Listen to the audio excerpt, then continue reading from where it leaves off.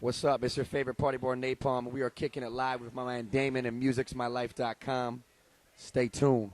Party 2 days straight throughout the night and day. Get the bag full of party favors to get drunk in and get fucked up. Party 2 days straight throughout the night and day. Get the bag full of party favors to get drunk in and get fucked up. Get drunk in and get fucked up. Get drunk in and get fucked up. Get fucked up. Get fucked up. Get fucked up. Get fucked up. Get fucked up. Get fucked up. Get drunk in and get fucked up. Yo, what's up, everybody? I'm Damon Campbell, founder of musicsmylife.com. Tonight I'm here at the Loft in Lansing, Michigan with a very special guest. Would you like to introduce yourself? My name's Craig Palm, a.k.a. Napalm, and I'm a big fan of Music's My Life, and I appreciate the support from you guys. Now, my last interview was with John Connor, and he had this to ask you. Check it out. At what point did you know that music was going to be your life and your career and not just a hobby? That would be my question. Hopefully we'll be able to get that answered for you. No doubt, because I'm going to be watching. Oh, man, that's a good question. Actually, it's kind of widely known out there, letting out people know I used to sell insurance. I used to work for State Farm, and then I was just grinding in the clubs, literally doing free shows with my brother, who's my manager still. And my boy Rue, who runs Tricoastal Records, told me to quit my job one day and started putting some funding behind me because music's expensive, studio time.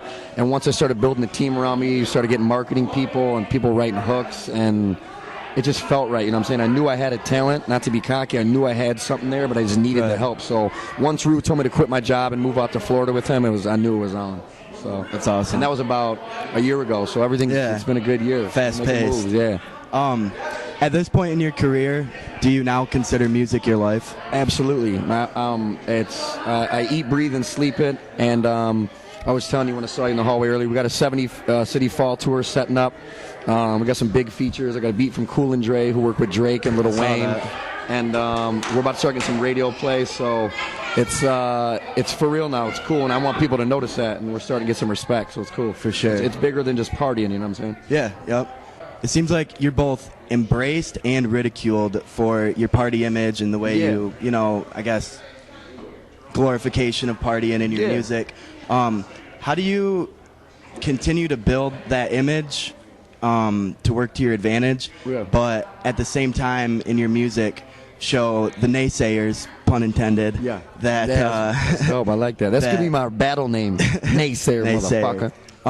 But how do you show them with your music that it can go so much deeper than that for you? I mean, it's the next project, plain and simple. I've been so excited. Literally, I put off a 30-city spring tour because I wanted to record so much. We did like 40 tracks. Damn. And we've got like 20 ready.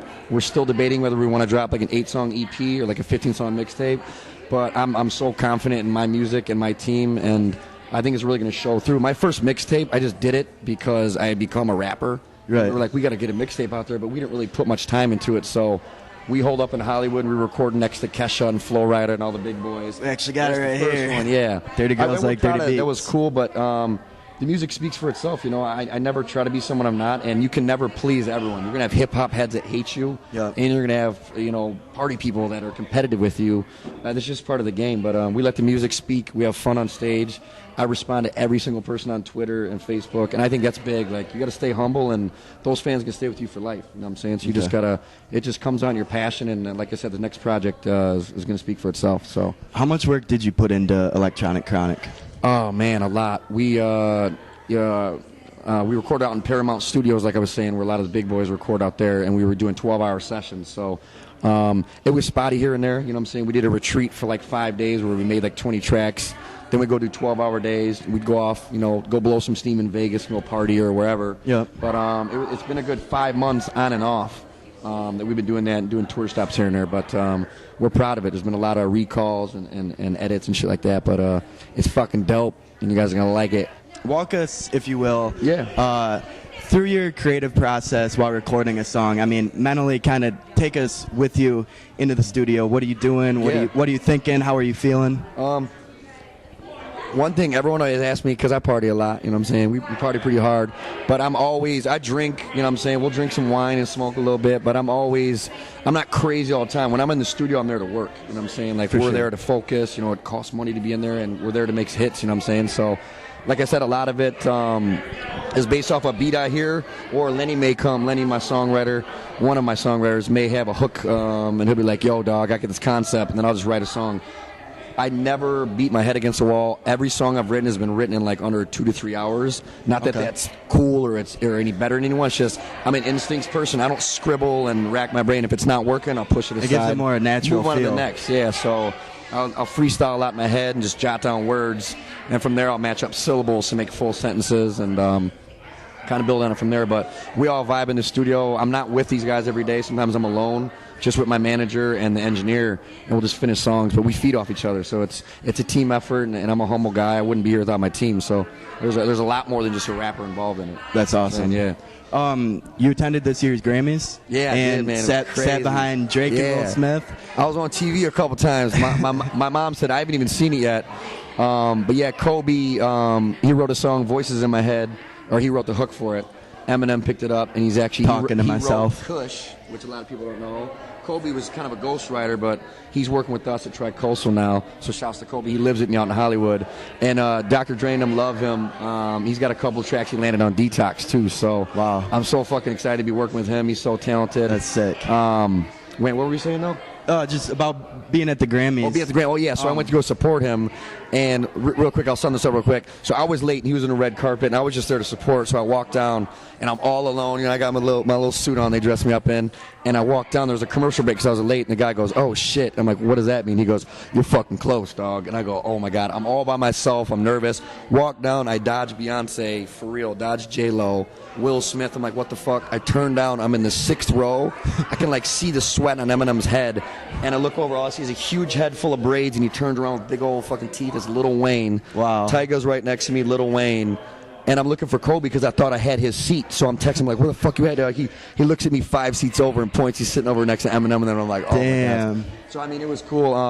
Obviously, my goal would be to be there for, Best New Artist. That would be an absolutely... I'm a big fan of Posner, and he was there, so... Yeah, that's where I was going with the question, was how did that night contribute to... It was... You, like, your desire to be there, nominated yourself in the future. Oh my God, it was everything's starting to come to fruition now. Like it's real. Like I really believe you're in really doing this.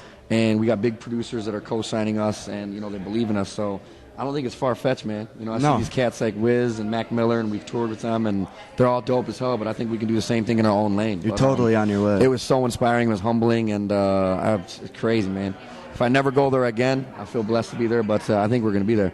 That's awesome. Best of luck with that. The 13th annual Ultra Music Festival in Miami this past March. That was attended by 150,000 people from 70 different nations across the world. Yeah. If you can kind of summarize that experience for us. Life-changing, without sounding too cliche. We're huge electronic music fans. Like, I grew up listening to rap, but and I love like Kanye and Eminem and all these guys, but I've always just been like a club guy, and I'm more about the beat, you know what I'm saying? So that type of music inspired me to get into music. My brother who shoved me in the club, he's like, rap over this shit, and we started going with it. But to see all these people live, like David Guetta and Steve Aoki and Will.i.am, and it's just, there's no battles out there. It's all peaceful, you know what I'm saying? It's just everyone just listening to house music. It was crazy. And we rocked a little side stage. There was a few hundred people there. Obviously, we'd love to be on like a main stage, hopefully next year if we got some big singles popping. But it was crazy. We partied 3 days straight, put it that way. Okay. And we had my boy from Tri-Coastal who runs it's got a boat out there, so we had a bunch of parties out there, and got to meet a bunch of big connects, and we had a Dirty Girls merch booth out there. We sold like 1,000 shirts in like 2 days, so it was cool. Yeah, as you can see, I'm wearing the original Dirty Girls Like Dirty Beats t-shirt, courtesy of Woody Wood. Shout out to Woody. For sure. How do you see your merch line evolving with time? It's my brother is an absolute marketing genius. Shouts out to Mike. I love you, man. He changed my life. And he's my creative director and my manager. He runs all this shit. That's actually my lyric I wrote in a song. But he was like, let's throw it on a t-shirt. They started flying like hotcakes. And it's bigger than me, you know what I'm saying? Not It's to a talk in brand. third person, but napalm is like a way of life. We Yeah. want to say it's okay to party, but get your shit done. You know what I'm saying? I Yeah. party my ass off, but I'm still at the studio, in the morning. Priorities. We actually, for that reason, we took the NA off the sleeves, just because you don't have to like my music, but you can like our merch. You know what I'm saying? And we actually have a fashion line coming out, so we're gonna be doing denim, hoodies, everything. That's a ways down the world, but we got like 30 new T-shirts coming out. So many ways. Clothing's you can go fashion's with a big part of our fucking, of music today. How you dress and how you present yourself. it. The image. Yeah, so I mean, it's definitely. I have a great branding team behind me too. So Totally. Marketing team's crazy. yeah. Napalm, as you continue to blow up, Bitch, I'm blowing up like napalm. pun intended once again. Appreciate that, man. How do you plan to secure longevity with your music career? That's funny you bring that up because everyone asks, who I look up to. I got a tattoo of, Keith Richards, Mick Jagger. I love rock stars, people who can stay in the game, and I may want to front a rock band one day, you know what I'm saying? Like, or get on some Rage Against the Machine shit with a band, or like it's bigger than rap for me. That's why I hate saying I'm a rapper, and I don't want to sound like deep, like I'm a music artist, but I am. You know what I'm saying? Like, I'm so new to the game, and I'm learning so much from people around me that I want to make music that's bigger than just corny sing-alongs and shit. I want to be here for a long time, and I plan on being there. You know what I'm saying? Just gotta stay true to yourself, and people will follow you. Absolutely. For sure. Lastly, to give the people out there kind of some insight into what qualifies as a dirty girl in terms of dirty girls liking dirty That's funny. beats. Well, actually, I'm gonna throw out a few names here. All right. And that's fun. And I want you to explain why you think they do or do not qualify as a dirty girl. Okay. All right. You ready? Get it. All right. Girl number 1, Kesha. Oh, Kesha's dirty as fuck. I'm gonna make a special shirt for her. If you dirty as hell, you like dirty beats, and put Kesha on the back.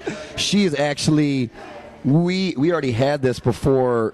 We made these about a year ago. She just started blowing up, but the money sign just so happened to match up with her name. So we would love to send one to her camp because she spells her S like that. But literally, she's the perfect fit for that. She is the definition of a dirty girl. She parties. She gets her shit done. Yeah. Kesha, what's up? Holla at your boy. Girl number 2, Yeah. Rihanna. Rihanna's definitely a dirty girl. Any girl with the song S&M is dirty as fuck. And just to clarify, dirty doesn't mean like dirty, like. Yeah, that's kind of what we're getting at. A lot of girls will say that and shit, but it's if you think that deep into it, then don't wear the fucking shirt. But it Party just and means, have a good time. I love to you ladies. I love a good girl that is presentable. You're not trashy in public, but you know what I'm saying? It's like Ludacris, freak in the sheets, do whatever you got to do, not sound corny, but all girls have a dirty side to them. You just got to bring it out of them. 2 more Or girls. bring them out of their T-shirt. 2 more girls. Yeah. Girl number 3, Okay. Nicki Minaj. Nicki Minaj, man, you're hitting them on the head. She's dirty as hell, yeah. I would love to have all 3 of these girls wearing my shirt. Or wearing it on my floor in a hotel room. And lastly, girl number 4, Yeah. Taylor Swift. Oh, Taylor Swift. Taylor, sweetheart. I don't know her. I don't know any of these girls. But she is the reason, actually, we made the T-shirt. Like, like a girl like her, she has a good image, but she gets down. She's got the clean-cut image, and she's got like a marketing team around her, but if she lets her hair down, she gets dirty. Okay. So, yeah, she's the poster girl for dirty girls like dirty beats. Napalm, Yeah. thank you so much for your time. Man, I appreciate you guys. Big shout out to Woody Wood, the whole marketing Napalm, team. I fuck with music's my life, and I will keep on respecting you blogs till we die, man. I appreciate you guys. Where can everyone check you out at? NapalmLive.com, and Electronic Chronic is coming. We may be changing that title if we do an EP, but it's going to be coming out in like 2 weeks. So, yeah, we got some big singles coming out, so we're excited for it, man. 70 city tour coming in the fall, big things.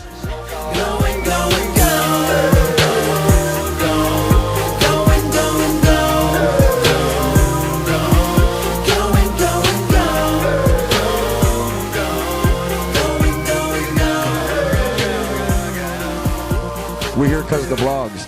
A year and a half ago, I sent my first song to a blog, and we've been loving you guys since, so we wouldn't be here without you guys. Hell yeah, man. Appreciate that.